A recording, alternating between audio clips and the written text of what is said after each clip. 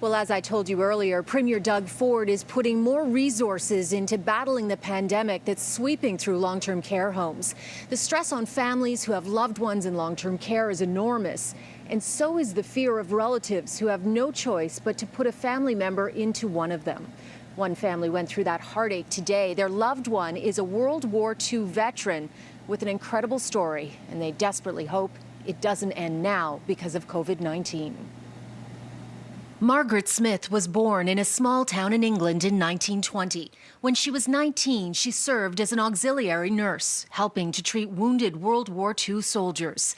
Then, when she was only 20, she went against her family's wishes and joined the Royal Air Force. She was trained in a top-secret facility as a radar operator. Do you think of her as a war hero? I do. I feel so strongly about this. Margaret was given a special citation and soon married the love of her life, Reginald Castleman, a radar mechanic with the Royal Canadian Air Force. Reg died in 1996, and Margaret lived alone in Burlington, Ontario, until just last year. Now, Margaret is 99 and known as Aunt Peggy. I am blessed to have an incredible relative, my Aunt Peggy, who is a true gem. But 6 months ago, Hallie's Aunt Peggy was hospitalized after cancer surgery. She's doing well and is now ready to be discharged. But she still needs more nursing care than she can get at home. This morning, she was transferred to a long-term care home in Oakville. Her family knows all too well how terribly vulnerable she will be. It is terrifying, and I just every day you watch the news and you see all of the things that are happening in different long-term care facilities, and the one that she's supposed to be moving to does not have an outbreak, but I don't know that the tests have been done. I don't know if tomorrow they're going to say it's there.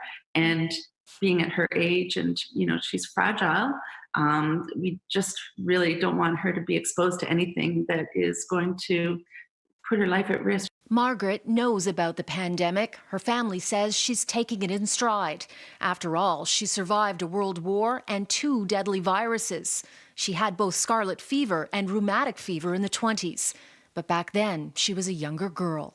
I feel very, very concerned that when she goes through the door, that we won't be able to see her again, and touch her and hug her. And that's the big worry. And, if something happens and she catches COVID-19, will she be able to persevere and get through it? Do you think there's anywhere safe for seniors right now? That's a really good question. Margaret's family has been on the phone with Veterans Affairs today, trying to get her into the Veterans Wing at Sunnybrook Hospital.